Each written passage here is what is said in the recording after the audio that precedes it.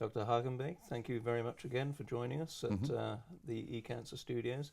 I know that you're closely involved with the EHA's advocacy program. Right. Can you tell me what this means exactly for patient care? Yeah, well, I think that it's a very important development within the European Hematology Association, and a number of doctors from the board and from committees feel very committed to work together with patient organizations on a number of issues like availability of drugs, accessibility of hematological medicine that differ from country to country. We are doing an inventory all over Europe in the various countries which essential hematological medicines are lacking, and see whether we can, in discussion with pharmaceutical companies, in discussion with authorities, see how we can help and promote that those important drugs that sometimes means life or death are being available on a continuous basis, in principle, in all European countries. We are a European Hematology Association. That's one of the aspects. So, availability of the important hematological medicines. A second thing is that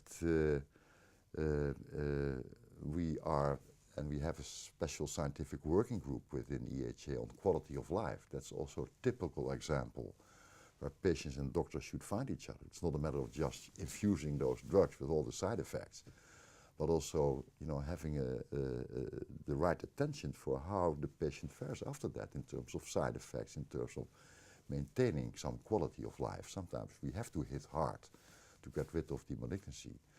But the other side of the coin is we should also focus on maintaining the highest possible level of quality of life.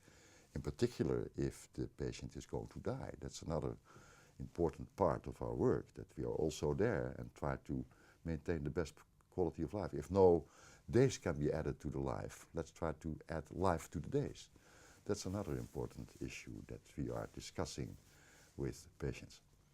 Now, this is a relatively new initiative. Are you happy with the progress that's being made so far? Yes, well, we are at the beginning. Let's be honest about that. And another thing that is of importance is to discuss together with patients how they feel about participating in clinical trials, because we have a strong belief that we can only make progress step by step by running the appropriate trials, the well-designed, approved trials, approved by ethical committees. Patients have their influence on the final designs, whether it's tolerable, it's not too many bone marrow biopsies, and all those important details. So we also involve patients there on the ethical issues of running clinical trials, informed consents. It's being discussed on the European level by EHA in Brussels.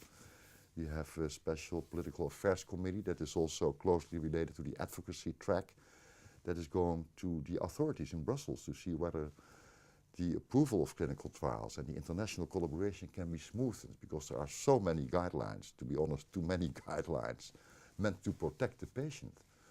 But if we have too many guidelines, we are going to protect the tumor, because there will be less and less interest in trials, because it cannot be done anymore.